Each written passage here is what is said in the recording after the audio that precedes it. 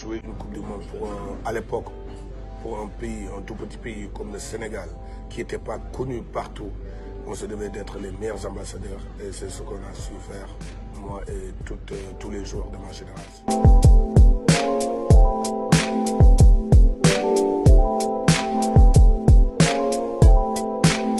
Ma première expérience à la Coupe du Monde. Maintenant, avant ça, ma première expérience à la Coupe du Monde, c'était un rêve de gamin. Un rêve de gamin parce que, à mon époque, personne n'y croyait à l'époque que le Sénégal allait se qualifier un jour à une Coupe du Monde. Il y en avait peu peut-être. Mais maintenant, l'excitation de jouer contre les très grands joueurs de ce monde. Et l'excitation et de pouvoir représenter le Sénégal, pas en Coupe d'Afrique, à la Coupe du Monde, parce que j'avais la chance de finir une Coupe d'Afrique tout de suite et d'aller tout de suite à la Coupe du Monde. Après une belle Coupe d'Afrique au Mali, on se disait qu'on n'avait pas le droit de ne pas être très bon ou de ne pas représenter ou de ne pas gagner le premier match contre la France. Le premier match contre la France, un match d'ouverture, parce qu'on avait la chance. Aussi, je crois que aussi jouer une Coupe du Monde, c'est une chance de jouer le match d'ouverture, parce que le match d'ouverture est même plus regardé que la finale. Mais je crois que jouer une Coupe du Monde à l'époque, pour un pays, un tout petit pays comme le Sénégal, qui n'était pas connu partout, on se devait d'être les meilleurs ambassadeurs. Et c'est ce qu'on a su faire, moi et tous les joueurs de ma génération, le staff, que ce soit technique, administratif, et surtout les amoureux du football aussi étaient venus nous rejoindre pour nous supporter. Parce que je l'ai toujours dit, l'expérience que j'ai, ce que j'ai, le modèle c'est ma bopp, le gën a max Coupe du Monde boobu moo di, on est venu en étant petit, mais on est reparti en étant très grand.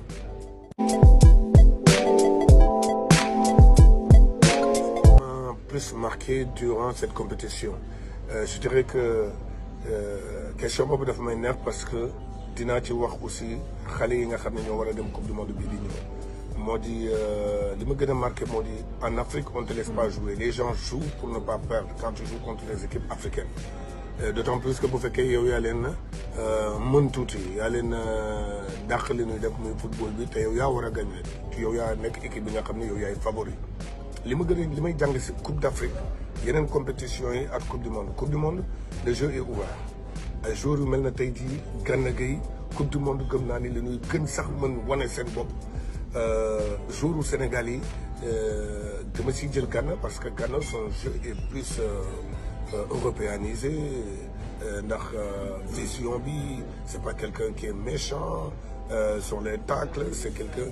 qui aime jouer, qui joue le jeu. damay jël exemple si moom mais mën naa jël exemple sur équipe bu Sénégal bi yëpp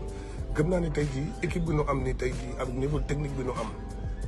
gëm naa ni Coupe du Monde sax la ñuy gën mën a wane suñu jeu. Parce que booy seet la Coupe d'Afrique dañ doon wax match yu njëkk yi c'était pas trop ça loolu la nit ñi doon wax et l'équipe est montée en puissance. En Afrique c'est comme ça ndax Coupe d'Afrique ak Coupe du Monde bokkul. En Coupe du Monde nag dañ lay bàyyi espace bi les autres sont plus joueurs et les autres équipes sont plus joueuses et maintenant wax ni pour nous pour ay ñu mel ne Sadio ils pourront faire li ñu mën def moo di jouer au football, faire plaisir aux gens. Et maintenant nag après comme j'ai dit il faut être fou, il faut être audacieux,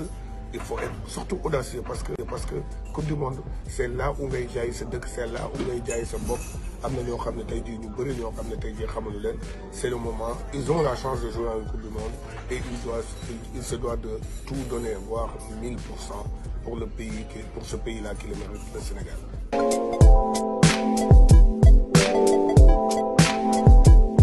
Une anecdote inconnue du grand public. Mën nañu wax ni bi ñuy dem Coupe du Monde comme ni ma ko waxee anecdote bu njëkk bi li ma gën a surprendre moo di bi ñu jógee fii d'abord bi ñu qualifié Coupe du Monde Jules François Bocandé xëm si biir vestiaire bi ñu koy upp di ko réanimer et tout ça mën naa wax ne football rek moo mën def loolu te loolu dañ moo gardé nañ ko ba tey jii nii kenn mos ko wax. donc ça veut dire que ni ñun tamit bi ñu qualifié bu pare dañ jël loolu xewoon sa vestiaire bi ni dañ koy jël en tant que arme ñu mel nii tey jii bu fekkee dañu gagné ñuy def nii jour bu ñu perte nan la ñuy def avec cette équipe avec équipe bi ñu am donc on se doit de jouer pour eux benn ñaar mooy bi ñuy bu ma daan seetaan télé yi gis yeneen équipe yi àgg Séoul ak Corée Corée ak Japon je crois que dañ leen doon ñëw nit ñu bëri ñëw di leen seet si journalistes yi bëree mais man li ma gisoon moo di peu de journalistes ñoo ñëwoon seet si ñu et ñi ñëwoon jël si ñu aussi bëriwul parce que peut-être que dañ doon wax ñi daal dañuy ñëw teg seen avion teg seen ay kii na la feu de détresse ay wala affaire yooyu nit ñi dañuy dem dellu si et je crois que loolu aussi lu ñu laaloon la si coupe du monde bi moo tax ñu bëggoon wane ñun ñëpp ni ñëw leen ñu xaran waree suñu kéemtalaay kattan wan nit ñi nii affaire bi du si ay tour coupe du monde du si ay tour parce que c'est pas parce que da nga tudd tel jour nga nekk nit bu ku mag El Hadj Diouf kenn xama ko woon Tony Silva Aliou Cissé et ñun su loolu sunu deret la nekk boo nu ñàkkalee fayda wala nga bëgg ñu ñàkkal fayda rek dañ koy bañ donc loolu tamit si anecdote yi la bokkoon et anecdote bi ma gën a jàpp si coupe du monde bi gën a rigolo si coupe du monde bi mooy comme on n'avait pas perdu et ñu am match du war a jouer contre kan am na benn match bu ñu doon jouer Fadiga fàtte caleçon si parce que da ngay jouer dëkk bi après dem jouer dëkk ba ne Fadiga fàtte caleçon si benn dëkk entre Japon wala Corée am na fu mu fa fàtte woon daal caleçon mais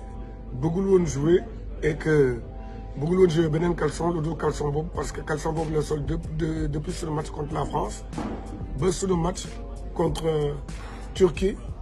moom la bëggoon jouer parce que on gagnait on perdait pas et que on avançait et lui psychologiquement il avait dit que tant qu'il a pas son caleçon il jouait pas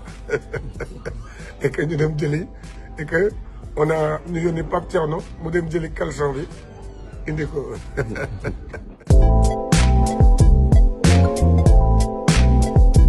franchement mën naa wax ni xam nga suñu génération ñun on a été reçu combien de fois parce que la première fois je crois que bi ñuy ñibbisi Sénégal gi yëpp di génn mooy c'était la première fois ñu dem finale dellu si perte au tir au but dellu si mel na ñoo gagné nit ñëpp génn si le président Abdoulaye Wade est venu nous chercher si tarmac bi pour ñu jógee palais pour ñu jógee aéroport Yoff dem ba palais on a mis des heures et des heures et des heures c'était du jamais vu donc après boobu ñu dem éliminatoire coupe du monde le dernier match Namibie ñu qualifié le président ñëw jël suñu ñu qualifié sonn war ñëw ñibbi Sénégal seet suñu famille xool Sénégal nan la atmosphère bi demee noonu le président Abdoulaye Wade qui appelle qui dit que ñu jaar Mauritanie def escale foofu mu ñëw jël suñu bi mu jël see ñuy agsi Sénégal je me rappelle ñun ñëpp si biir avion bi ñoo ngi xool si suuf si mais on ne pouvait pas voir même les arbres parce que nit ñi ñoo woon ci kaw garab yi ñoo woon fépp pour wane rek ni c'est la ñu xam ne lan mooy doole vraiment doole football c'est la ñu xam ne lan mooy li ñu def sax xamuñu woon nan la toll pour vous dire donc boobu tam bi nit ñi di jël si macha allah mais nag li may laaj nii mooy bi ñu jógee coupe du monde c'est encore pire parce que gëm naa ni buñ daan dem dañ daan dem di football rek mais bii nag bu ñu ñibbi si après coupe du monde mën nañu wax ne les gens étaient fiers on était rentrés comme des soldats qui avaient gagné une guerre comme des soldats qui avaient gagné une guerre te noonu laa ko mën a jëlee et parce que xare bi métti woon na gudd na mais li ci gën a am solo moo di dem neex na loolu mais dellu si at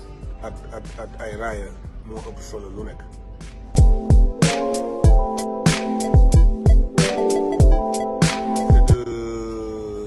li may wax sunu joueurs yi rek c'est simple aujourd'hui joueurs yi war nañu xam naa ni sax kontaan nañu si dirigeants yi kontaan nañu aussi si gouvernement bi parce que tamit bu ñuy wax tamit football il faut que mu leer si kaw bopp ñëpp parce que tey jii man mon rôle c'est de rassembler moo di tey jii